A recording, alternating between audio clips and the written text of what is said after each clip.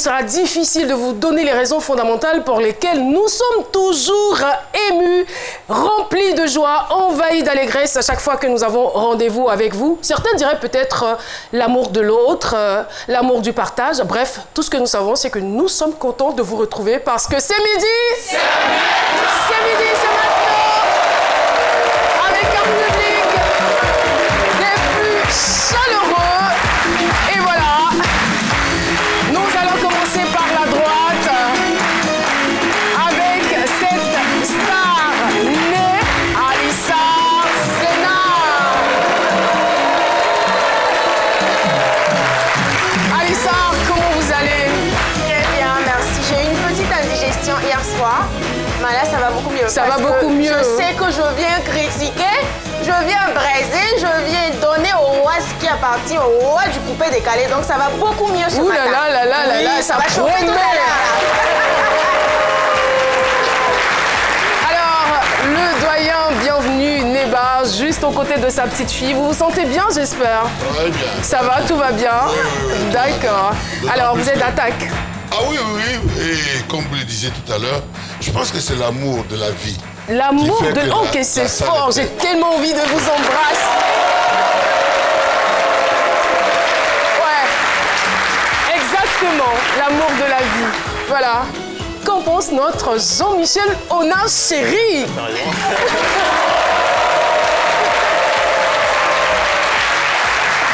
Bonjour Caroline, bonjour à tous. Bien pour aujourd'hui, comme promis, Mariam Jaffoul sera sur ce plateau avec Segano. Elle va nous faire une belle petite visite. Et puis je vous fais découvrir également un autre talent de l'humour sur les réseaux sociaux. L'amour de la vie, ça vous parle? Beaucoup. Beaucoup. Oui.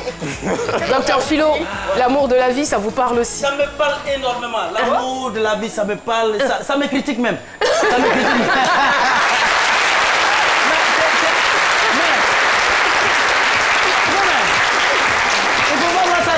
L'amour de la vie, c'est l'amour dans toute sa splendeur. Quand je suis à côté du fan club de ce midi, c'est l'amour. J'ai l'amour de la danse, vous voyez.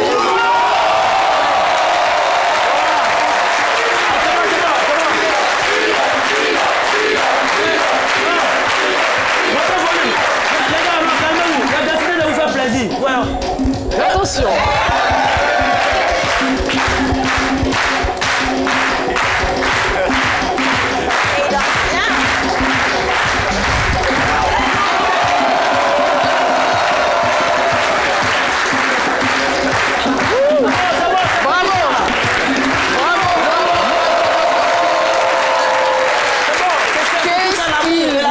C'est pas faire, wow. Docteur Philo. Non, mais je fais tout. En fait, c'est pour montrer aux jeunes gens, aux jeunes frères que la danse, ça fait du bien. Hier, on a couru sur ce plateau. Aujourd'hui, on est en train de danser. C'est la sueur salée.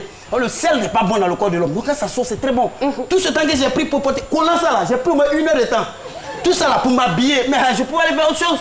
Mais tout ça pour la danse. Parce que la danse, ça nous épargne de certaines vies souffrantes. De certaines vies, c'est très très bien. Alors, docteur Philo, vous l'avez dit, il est vrai que la danse a des vertus sur le plan physique, mais aussi sur le plan moral. On aura l'occasion de le démontrer à l'occasion de notre témoignage. On aura donc l'occasion de le démontrer par notre témoignage. La danse m'a sauvé de la délinquance et du grand banditisme. Ça sonne quand même fort. Cette phrase est de Papson Silla. C'est notre invité témoin du jour. Il fera donc son entrée dans quelques instants. Voici son portrait. Papson Silla, danseur, chorégraphe, chanteur, professeur de danse, est né à Bouaké et est issu d'une famille de 6 enfants. Il a été repéré par la télévision nationale ivoirienne pour devenir le plus jeune chorégraphe d'Abidjan en Côte d'Ivoire. Il a ensuite intégré le célèbre ballet national Koteba, avec lequel il a tourné à travers le monde entier. Père de 5 enfants, il est installé à Paris depuis 2000 et travaille comme danseur-chorégraphe aux côtés d'artistes reconnus de la scène africaine. Il a intégré en 2010 la comédie musicale Fela à Londres, un Broadway show à succès qui se joue également à New York et qui a été chorégraphié par le prestigieux chorégraphe Bill Jones. Il participe et organise aujourd'hui de nombreux stages en France et à l'étranger de danse afro-contemporaine, danse africaine mandingue et coupé décalé. La danse a sauvé la vie de Papson Silla. Il vient nous en parler sur le plateau de C'est Midi. Qui nous rejoint sur le plateau de C'est Midi, ce chorégraphe Papson Sylla. Bonjour. Bonjour. Bienvenue sur notre plateau. Merci Je vais vous beaucoup. demander tout simplement de passer votre main là, parce que vous avez vos mèches sur le micro. Voilà, Ok. regardez, voilà. C'est bon. Je pense Ok. qu'on vous entend mieux. Merci. Tout va Merci. bien. Ça va bien. Je suis content. Là, j'étais stressé tout à l'heure. Mais quand je suis venu là, maintenant je suis assis, tout va bien. Mais vous n'avez pas dansé un peu pour faire passer le stress? Bah si, je vais bien danser. Vous voulez bien? Vous voulez danser maintenant là? Je sais pas, ça dépend de vous. Ben d'accord, allez-y alors. Ici, l'invité est roi. Ok. Il veut danser, donc il va danser. Papson Sylla, attention. Hey, hey.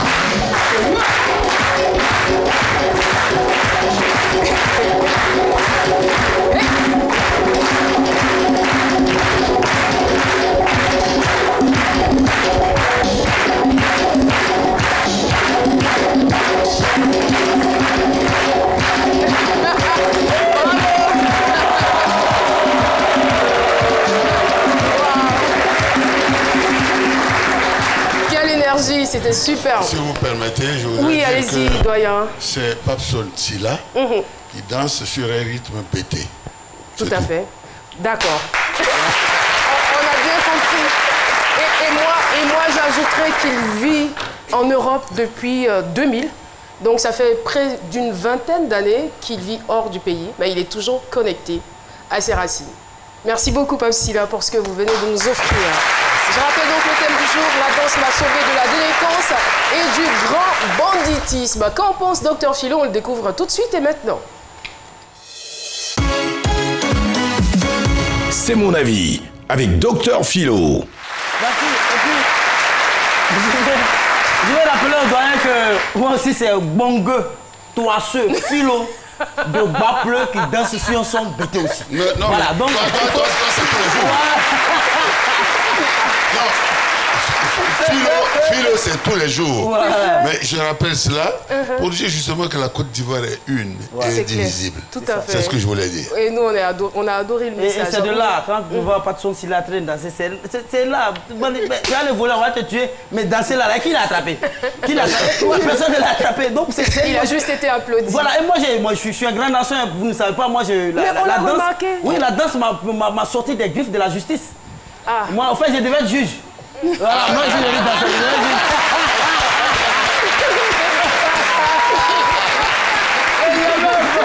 Et nous, quand vous allez dans les bars, je suis assis, on ne danse pas. Nous, on ne danse pas dans n'importe quel bar. Parce que quand nous, on danse, la boisson ne marche plus, le bar ne marche plus. Donc, on m'a délivré un certificat of non-dance on varying aux États-Unis. 175. C'est juste un rappel. Merci. Alors, pour revenir au thème, je veux dire que c'est beau, la danse, c'est beau. C'est pourquoi je voudrais remercier, sinon saluer l'avènement du coupé décalé en Côte d'Ivoire. À l'époque, quand un enfant dansait, on dit c'était un vagabond, mais le coupé décalé, les enfants aujourd'hui, au lieu de s'apprêter à aller commettre des bêtises, aujourd'hui ils s'habillent, ils sortent, ils vont danser, même si l'habillement n'est pas. Mais c'est mieux. C'est mieux. Ouais, le fait qu'ils soient mal habillés, hein, tous les coloris dehors, mais il ne va pas faire du mal. C'est bon, c'est bon, quelque part. Il faut prendre la chose aussi dans le sens positif. Mais déjà, même, c'est très philosophique ce que vous faites, et puis ce qui vous arrive. Parce que déjà, même, la danse, c'est de l'agressivité. C'est-à-dire, il y a un certain nombre d'agressivité. Regardez le bébé, à partir de 2 ans, 3 ans, au lieu de se mettre à marcher, il a comme ça. Il veut danser sans musique. Mais il y a un philosophe qui a démontré ça, Sigmund Freud, qui a dit ça, c'est Sigmund.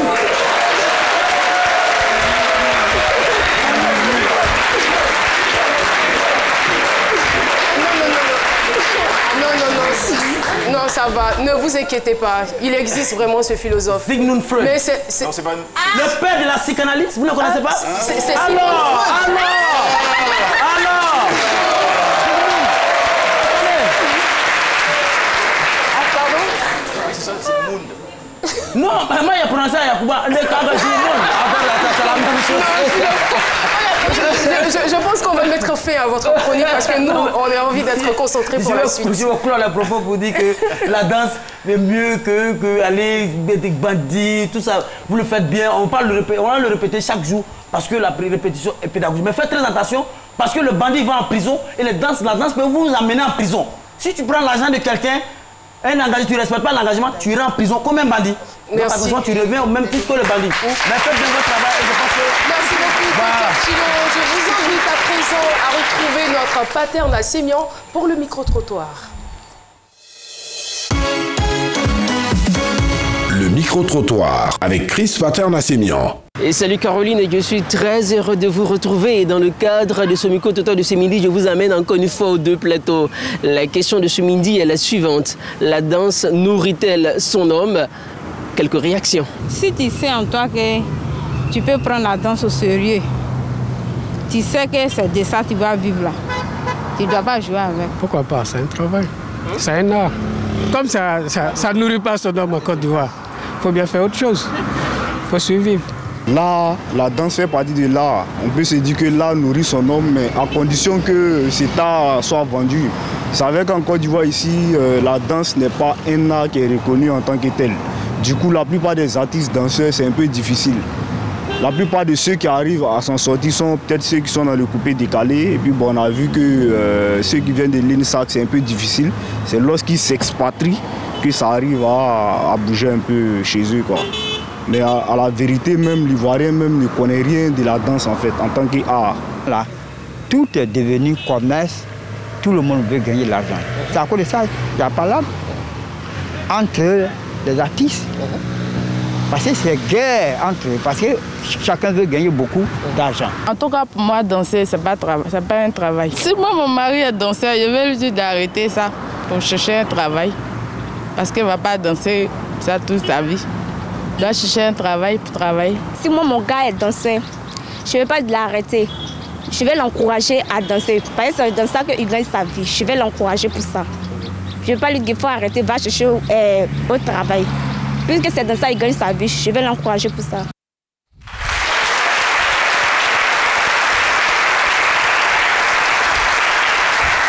Et voilà, Papson Silla, on le rappelle, est chorégraphe et danseur professionnel. Il gagne très bien sa vie avec la danse. Il faut dire qu'à l'âge de 5 ans, vos parents de confession religieuse musulmane vous inscrivent à l'école coranique. Alors, vous allez y passer 10 ans d'apprentissage. Vous avez 15 ans lorsque vous sortez de cette école. Oui. Et là, votre adolescence ne sera pas du tout facile. On a vraiment besoin de savoir ce qui s'est passé pendant cette adolescence. Ok. Ben écoute, merci Caroline. Alors, à partir de 15 ans, bon, mon père il décède.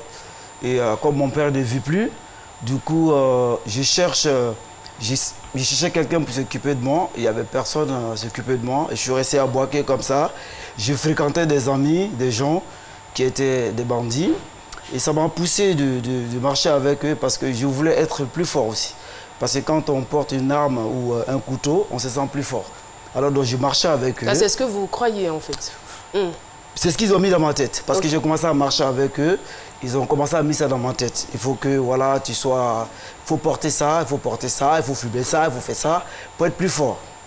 Mon père ne veut plus. Donc du coup, je reste là comme ça. Et à un moment donné, je décide de quitter. Parce que je vois que mais pendant ce temps, j'ai eu des enfants. Et là, ça a empiré. Les parents, même quand j'allais danser, les parents me frappaient. Et, tout le monde me tapait. On ne voulait pas que je danse parce que mon père, il était connu. Vous allez quand même très vite en besogne parce que nous, on veut déjà savoir votre implication dans le banditisme avant de parler de danse. Parce que la danse va venir plus tard. Mais comment vous avez vécu cette époque-là? Puisque vous étiez à Boaké, vous avez eu de mauvaises fréquentations et ce n'était pas du tout aisé. Oui. Vous avez fait des choses pas très catholiques. Ça, c'est clair. Alors donc, je reste, on agresse les gens. Bon, c'est mauvais à dire, mais j'allais piquer les gens avec... Voilà, j'allais piquer des gens avec couteau, tout. Et j'ai porté des armes. Après, comme c'était chaud à Boaké, les parents, c'était très difficile avec moi. Mon père, il était berger parce qu'il aimait beaucoup élever les moutons. Et je suis resté surveiller les moutons, mais à un moment donné, j'en avais marre. Et mes amis, ils me gonflaient vraiment, quoi. Ils me montraient, quoi. Ils voulaient pour eux, ils veulent me rendre un garçon. Un homme fort. Donc je suis resté avec eux, je faisais comme eux, je me battais beaucoup, je versais beaucoup de sang. Et après, j'ai décidé de partir à Abidjan. Donc j'arrive à Abidjan. Pour continuer dans le même métier. Voilà. Non, je suis d'abord... Bon, ça est dans ma tête. Pourquoi vous venez à Abidjan? Abidjan, je viens parce que ça casse où? Où ça passe? Ça passe. Donc je viens à Abidjan, j'abandonne ma famille. Donc pour parler comme un gars de Trècheville, vous venez vous chercher en fait. Voilà, je viens me chercher. J'arrive là, je tombe sur des amis encore à Abidjan parce que je cherchais aussi, j'étais toujours dans le même système de banditisme. Donc je cherchais des gens qui font le même travail que moi. Et comme les esprits s'attirent? Voilà, donc je reste avec eux. Mais s'il vous plaît, lorsque vous venez à Abidjan, est-ce que vous êtes accueilli par une famille, vous avez des tuteurs, ou vous vivez dans la rue? Si je viens chez un jeune qui a été fréquenté chez nous à Boaké, comme j'ai pris son adresse, donc je viens chez eux. Un ancien protégé de votre père. Voilà. Mais lui, c'est pas ce que je fais, quoi, au fait. Donc je sors avec les gars, et le soir, on fait le travail, quoi. Ouais. On fait le travail, et puis, quand il y a des grands conseils, des spectacles d'Alpha Blondy, on était des chefs. Après le spectacle, on attendait pour agresser les gens. Vous voyez? Donc on agresse les gens, on arrache l'argent, tout, parce qu'on est le plus fort. On est resté dans ça. Et qu'est-ce qui vous a fait sortir de là?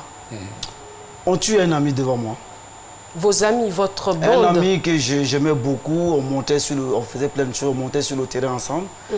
Et dans un braquage, on le tue devant moi. Qui l'assassine? C'est les PJ. Et après, je vois ça, c'était vraiment très fort pour moi. Et je me suis dit, là c'est fort, là. Soit j'arrête, soit je réussis dans la vie. Comment je vais faire pour réussir dans la vie? Parce que avec cet exemple, avec la mort de votre ami, vous étiez sûr que votre avenir le plus sûr, c'était la mort? Je pense que si j'ai décidé de continuer encore, j'allais mourir. Voilà. En ce moment-là, je porte 2 armes. Hein, j'ai des armes. Je me dis, qu'est-ce que je fais? Si je déclare, et puis voilà, c'est pas bon pour moi. Et là, donc, j'ai enterré mes armes. Hein, j'ai enterré quelque part.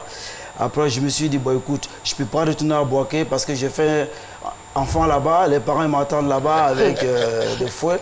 Ils ne savent pas ce que je fais. Il y a d'autres qui disent, je suis mort. Il y a d'autres qui disent, je suis tombé dans la drogue. Alors, j'ai décidé... Déjà, vous avez fait combien d'enfants à Boaké, à l'époque? Vous aviez combien d'enfants à Boaké? J'ai fait 2 enfants. 2 enfants. Voilà, je fais 2 enfants dans, on va dire, la jeunesse. Voilà, je fais 2 enfants. Après, ces enfants-là, je ne les vois plus. Hein, je ne les vois plus. Pour moi, il y a quelque chose. Qu'est-ce qui se passe? Il faut que je réussisse dans quelque chose. Mon père était un guerrier. Je dois le ressembler. C'est important. Donc, j'enterre les armes. Et je me dis un jour... Mais ça, c'est déjà louable. Je pense qu'on doit applaudir pour quelqu'un qui avait opté pour le banditisme et qui prend conscience, qui décide d'abandonner les armes. Ça, c'est à louer. Voilà, donc, du coup, je décide de retourner au village. J'arrive au village, je suis là, tout le monde me dit, je suis venu faire quoi là? Bon, un jour, je suis en train de dormir, je me couche. Je vois des bruits de tam-tam. Des sons de tam-tam qui viennent. Vous entendez le son? J'entends le son. Je suis couché et je vois un homme qui est très grand, qui avait or comme les baoulés s'habillent avec les or, tout ça. Je le vois comme ça en train de jouer le djembé. Et je vois des danseuses. J'entends une voix, lève-toi et danse. J'ai dit, mais danser comment? Je ne sais pas danser. Il dit, lève-toi et danse. Donc du coup, je cours, je sors de la chambre, je m'arrête au dehors, j'ai peur. Mon grand-père, il est assis au dehors, il me regarde, c'est un grand chasseur, parce que lui il voit. Il est chasseur, il était chasseur. Il était un grand chasseur. Il me voit, il rigole. Je rentre encore, je me couche, c'est la même chose qui se répète. Et là, cette fois-ci, j'ai dit, comme je dors, peut-être que c'est à cause de ça, ben, je vais ouvrir mes yeux, quoi, pour voir ce qui va venir là. J'ouvre mes yeux et je les vois. Il y a le tam-tam qui résonne fort partout dans la maison, le toit, il n'y en a plus. Alors donc je cours, je sors. Mon grand-père me demande, qu'est-ce que tu as? Je dis non, il y a des gens qui sont dans la maison, ils veulent que je danse. Il rigole. Il dit, c'est des djinns qui viennent derrière toi, ils veulent te posséder. Mais je pense que c'est déjà fait, mais comme tu as dit, on ne sait pas comment ça va terminer. Donc je rentre, je ne les vois plus. Quelques jours après, je ne vois plus les filles, mais l'homme qui joue djembé, il est toujours derrière moi. Alors je retourne à Boaké. Je commence à venir danser maintenant. Je prends les jeunes dans le quartier, je commence à danser. Les gens voient que je sais danser déjà. Tout le monde commence à gâter mon nom dans le quartier. Ma maman, elle était vraiment touchée de ça. Et elle, c'était une honte de voir que son enfant continue à danser et que tout le monde la critique. Donc vous n'avez pas appris à danser? Personne ne m'a appris à danser. C'est ce grand monsieur-là qui est venu vous transmettre ça en même temps? Qui me dit danse. Et là, le son de tam-tam, elle était dans moi, je savais déjà danser. Donc je viens à Boaké, je commence à apprendre les jeunes. Là, vous n'avez plus peur de revenir à Boaké, hein? Là, je me dis que la mort est derrière moi. Maintenant, On m'a dit de danser, je dois danser. Je veux voir où ça va m'amener. Donc là, je reste là. Il y a des enfants qui allaient à l'école. J'allais même m'arrêter devant l'école d'autres enfants. J'ai arraché les sacs, venez danser. Et on me poursuivait partout à Boaké. Que je veux prendre les enfants qui vont à l'école, je les mets dans la danse. Et pour moi, j'étais possédé, mais ils ne savaient pas où ça m'amenait. Donc du coup, après un moment donné, j'ai fait un concours de rock and roll. Je remporte, je suis finaliste. Qui m'a appris? Personne.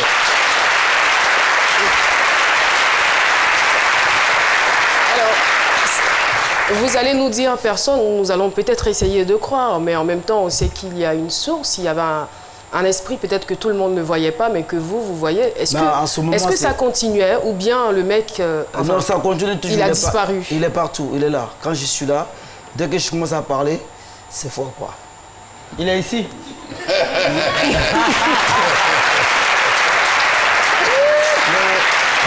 Mais je sais qu'il n'est pas là. Il n'est pas là ici.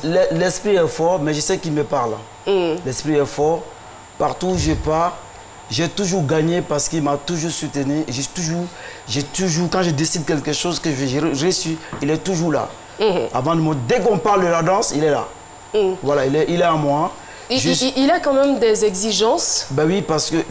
des choses à faire, des choses à ne pas faire. Bah si, il me dit seulement, il me dit c'est bien, danse toujours. Voilà pourquoi ce qui me permet à danser beaucoup dans la rue, partout. Et voilà, même si ça me prend tout de suite, je sors, je me mets dans la rue. S'il me dit danser, je vais danser. Mais moi, ce que je veux savoir, je suis bien curieuse de savoir, puisque vous avez fait 10 ans à l'école coranique, après vous êtes rentré dans le banditisme, vous vous êtes ressaisi.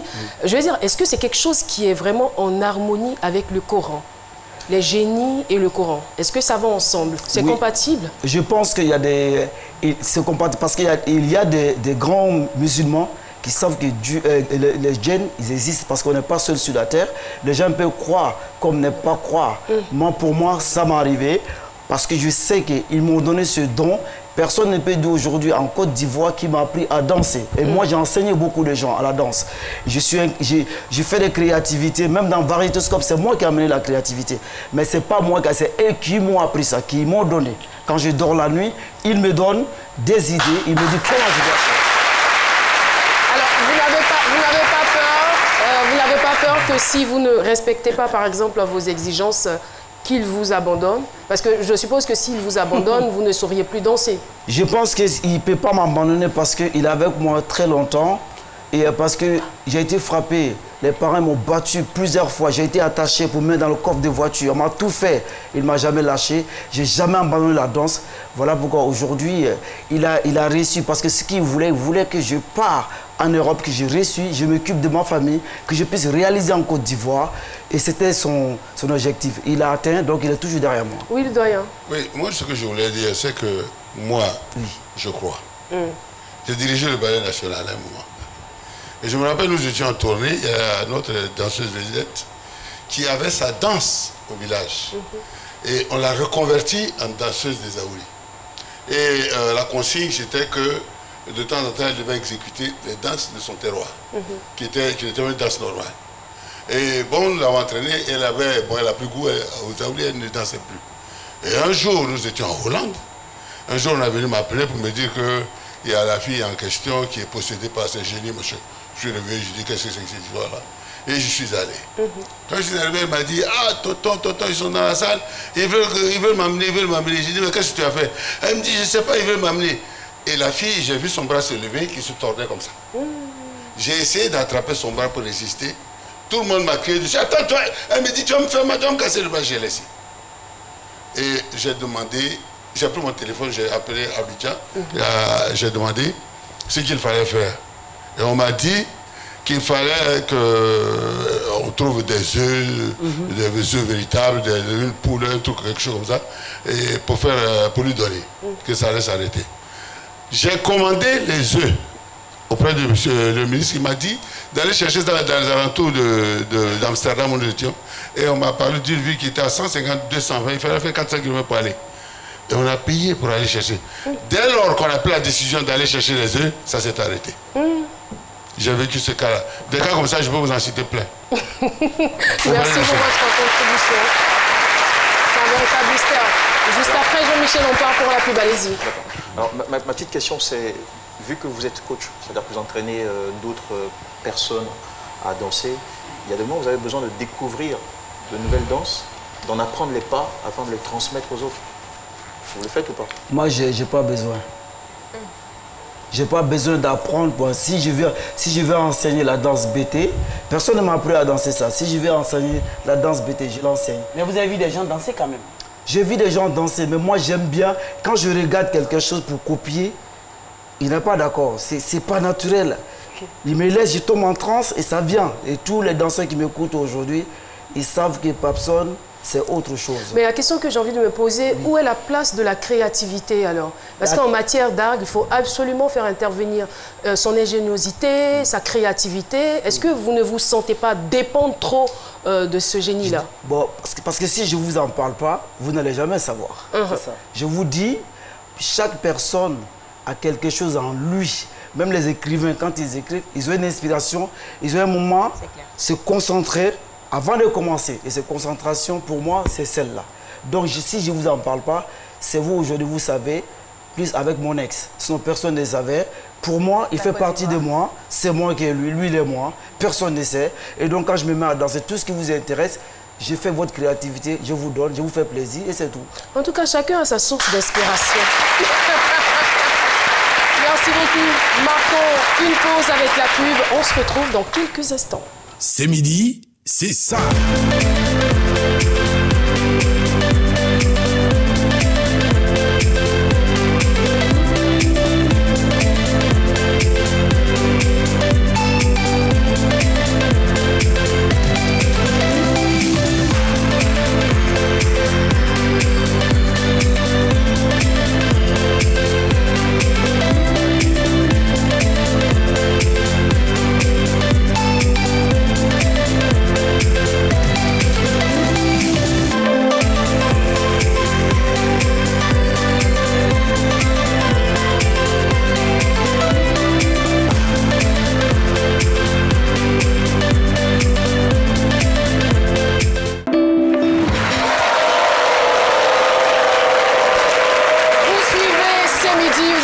Chaîne nationale ivoirienne, eh bien, nous recevons aujourd'hui sur ce plateau Papson Sylla, danseur, chorégraphe professionnel et international. Eh bien, aujourd'hui, il nous rend son témoignage. Pour ceux qui n'étaient pas avec nous, sachez tout simplement que Papson a vécu une adolescence très difficile.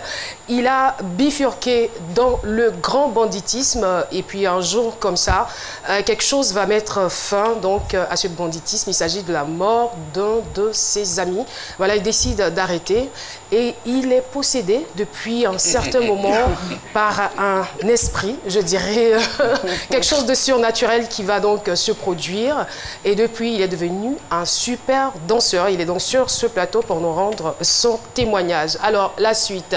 Alors, ce que je voudrais savoir, Papson, c'est si l'on vous posait la question de savoir votre parcours, votre palmarès d'artiste danseur, que répondriez-vous? Ben écoute, je vais dire, j'ai eu pas mal de choses pendant un parcours de mon art. J'ai passé des bons moments. Donc tout à l'heure on était en train de parler, aujourd'hui c'est... Ok. Donc voilà, j'ai passé des bons moments. Entre autres, les temps forts, on va citer peut-être 3. Les temps forts, c'était côté bas. Côté bas. Voilà, côté bas. Et puis aussi quand je suis retourné de la France pour venir voir mes parents. Il faut dire qu'il y a eu aussi beaucoup de collaborations. Vous avez collaboré aussi avec Georges Momboy. J'ai collaboré avec Georges Momboy, Aïcha Kone, Esloman Koli. J'ai passé aussi à Ballet National. J'ai fait pas mal de choses. Et voilà.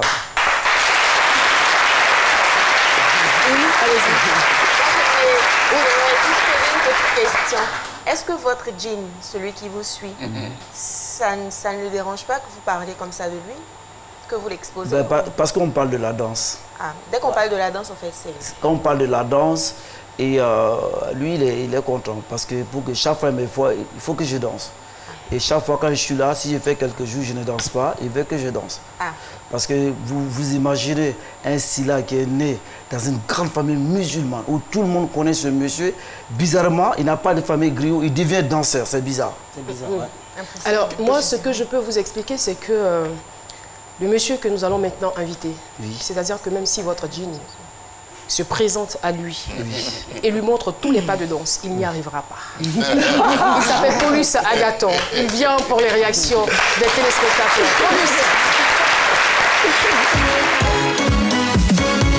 Vos réactions nous intéressent avec Paulus Agathon.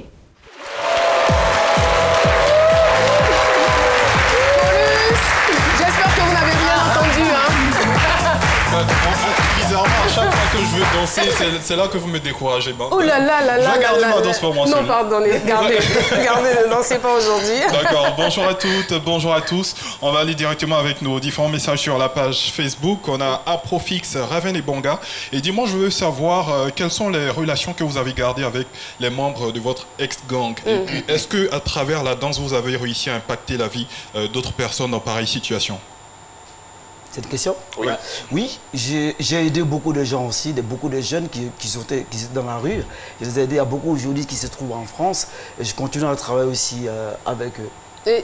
Et par rapport à vos anciens acolytes? Je suis en contact avec quelques-uns qui sont en France.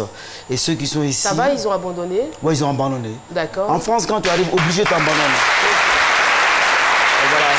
Et vous m'avez dit que vous avez perdu un autre ami aussi. Oui, je les ai dit ça. Et puis bon, quand ils voient mon évolution, comment je travaille en France, ils sont obligés d'abandonner, ils sont contents. Il y a d'autres qui me voient et me disent vraiment, moi, je n'ai pas abandonné, mais aujourd'hui, je suis en Côte d'Ivoire et voilà ce qui m'arrive. Mais bravo, ils m'encouragent toujours.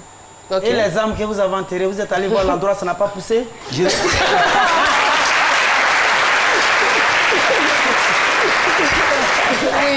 Alors, Mamichou, c'est son nom de profil.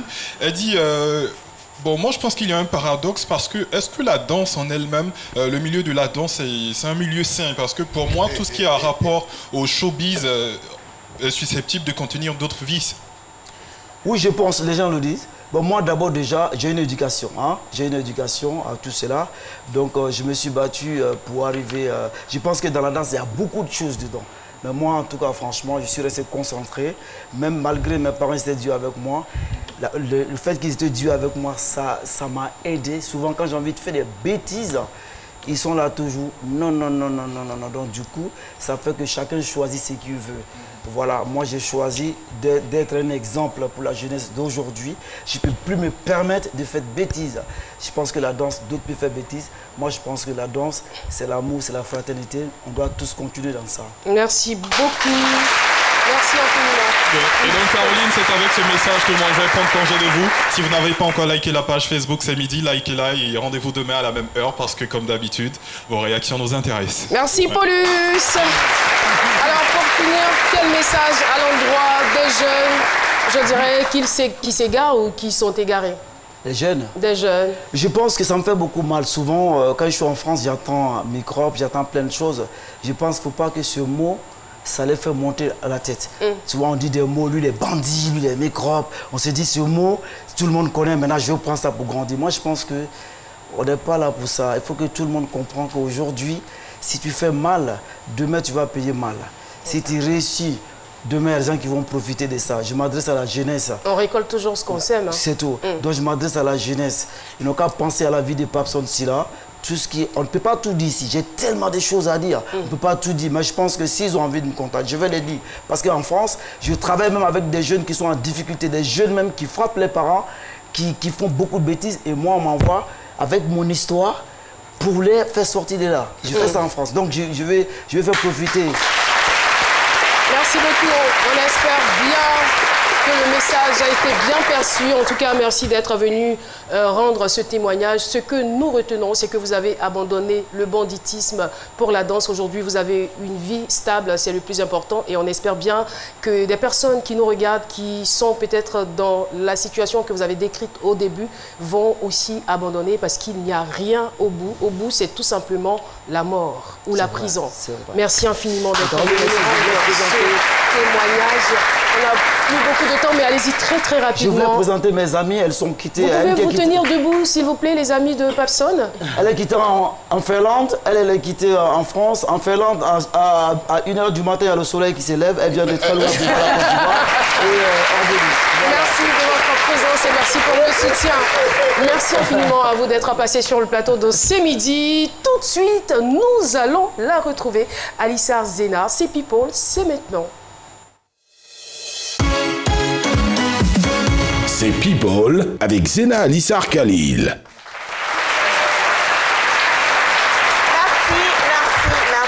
Merci, gardez ces applaudissements-là parce que vous allez applaudir beaucoup tout à l'heure. On va parler de Ariel Chéné, le nouveau roi du coupé-décalé. Celui-là même qui a le record en ce moment en Côte d'Ivoire. En 4 jours, 1 million de vues avec son clip Amina. Et ça s'applaudit. Bravo! Bravo Ariel! Alors, je vous explique. Ariel Chéné, c'est des tubes à succès. Il y avait Simpa, il y avait Ghetto. En ce moment, c'est la vedette, c'est la star, c'est le roi en ce moment.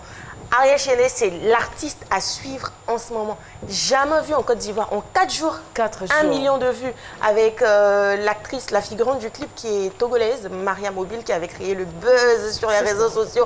Elle est vilaine, elle est comme si les hommes la trouvaient moche, les femmes la trouvaient moche. Moi, je trouve qu'elle est très, très belle. C'était une en tout belle cas, c'était un coup de maître. Oui, belle stratégie de communication. Franchement, en 4 jours, c'est du jamais vu en Côte d'Ivoire. Et ce ne sont pas les rois qui s'autoproclament rois. Un roi devient roi. Voilà. Et il nous a prouvé qu'il est le roi. En tout cas, Ariel Chéné, félicitations. Ariel Chéné qui a décidé d'offrir un concert, je pense que le 31, un concert pour remercier tous ses fans. En tout cas, félicitations et puis beaucoup de courage à Ariel Chéné. On va terminer avec Yvonne Nelson qui s'est fait insulter sur les réseaux sociaux parce qu'il y a quelqu'un qui a commenté sa photo qui trouvait qu'elle portait la même chaussure plusieurs fois.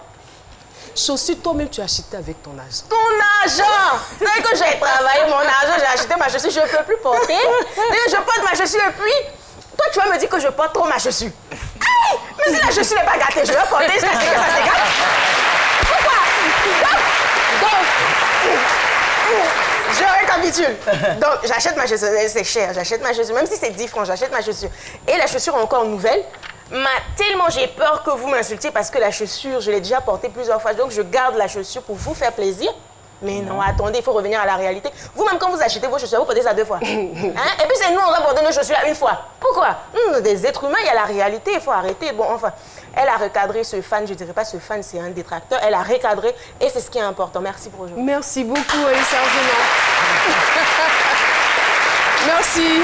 Alors, place à présent la réception d'un invité surprise. Mais avant, je voudrais adresser nos salutations à Paris. Voilà, un grand symbole est parti en fumée.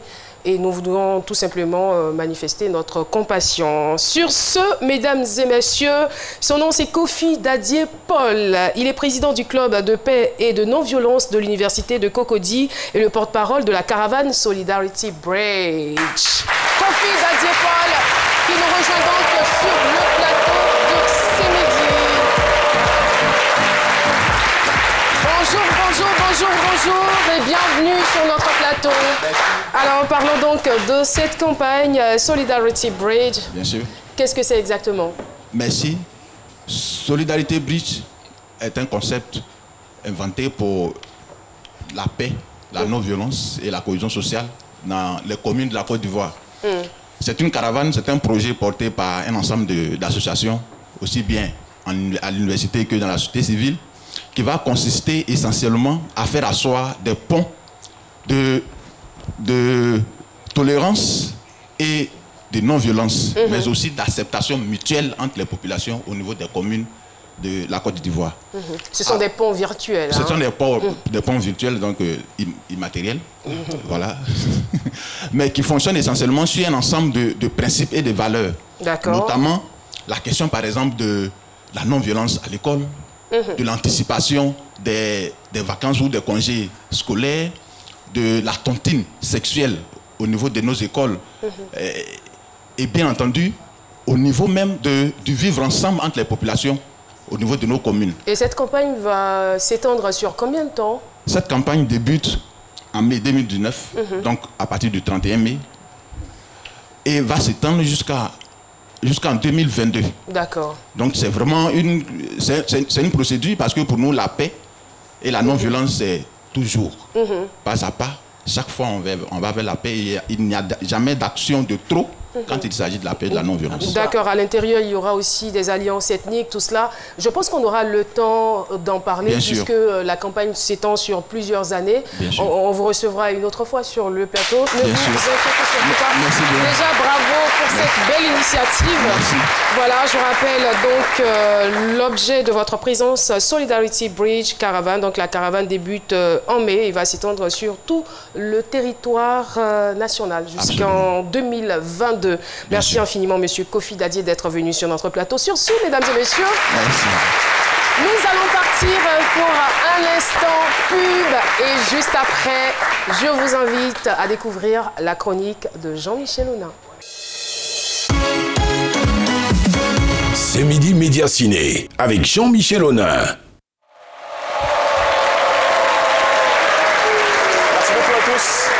Et voilà, ma recommandation de la semaine, c'est un jeune humoriste du web. Son nom d'artiste du web, c'est Jordan Evra. Eh bien, il est ivoirien, il a eu son bac D ici. Il est aujourd'hui aux États-Unis. En fait, il y est allé depuis 2017. Il est en première année de Business Administration. C'est l'ennui qui l'a poussé, à force de regarder Ça c'est quoi ça encore, de regarder aussi Axel Merrill, Technouche, Ange Freddy, à se lancer aussi dans ses productions vidéo drôles. Et il a démarré en 2018. Et voici, je vous envoie donc tout de suite en voyage à travers ça. Oui, bébé.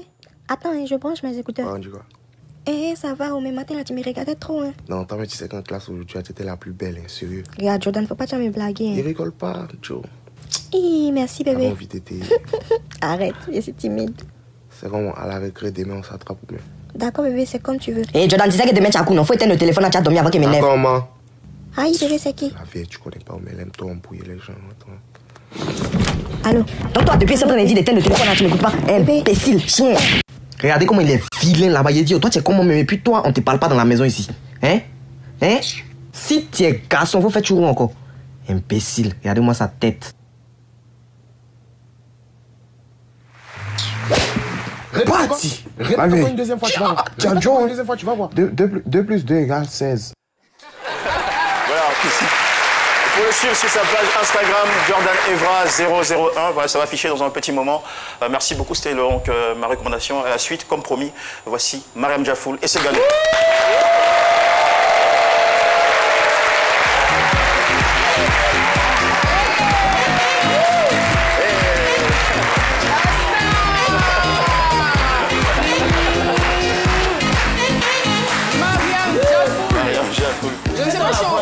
S'asseoir à deux sur cette chaise, voilà. Je veux bien. C'est bon? Voilà. Vous êtes très très nombreux à la suivre sur YouTube et également sur Facebook, avec la page Segano officiel. Segano officiel. Voilà, on est très heureux de vous accueillir. Je précise que Mariam est là parce qu'en ce moment elle est en congé, voilà, en congé scolaire, donc elle en profite pour nous faire la visite. Merci beaucoup, Mariam. Mariam Jafoul. Mariam Jafoul. Alors, Chouchou, bonjour. Est-ce que tu jafoules à l'école? Est-ce que tu as de bons résultats scolaires? Oui. Il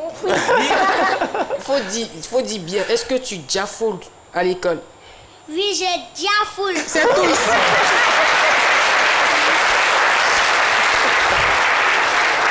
Et quelle est ta matière préférée? Quelle est ta matière préférée? Qu'est-ce que tu aimes? Quelle leçon tu aimes à l'école? Parce qu'à l'école, il y a... histoire, géographie, il y a géographie, sciences, dessin, mathématiques. Ah, histoire, d'accord. Alors, Segano, racontez-nous très rapidement comment elle vit cette célébrité, cette nouvelle célébrité qu'elle a, et vous aussi. Bon, c'est une petite fille d'abord. Quand elle sort, bon, c'est vraiment dur. Tout le monde veut prendre des photos avec elle. Bon, elle a peur des fois. Mais ça va, dans la grâce de Dieu, on va faire avec. Elle est en classe de CE1. CE1, oui. Et quels sont les projets que vous avez maintenant que les choses se passent très bien avec ces postes? Bon, d'abord, on a un agent qui prend la peine d'organiser tout. Et puis, on veut faire des one-man shows aussi. Des prestations sont en cours aussi. En tout cas, nous, on vous encourage. C'est un début, mais c'est extraordinaire ce que vous opérez comme travail. Et c'est pas évident d'avoir un enfant comme ça. Elle a de très très belles répliques dans vos différents sketchs. Bravo. Merci. Et protégez-la, s'il vous plaît. Ce milieu n'est pas facile. Alors, l'émission est terminée. Merci au fan club C'est Midi qui était là, à Solidarity Bridge, Caraval,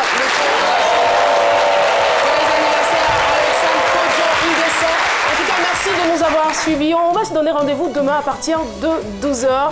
D'ici là, suivez RTI 1. À 13h, vous aurez donc le journal présenté par Juliette Oya. Au revoir et bon appétit.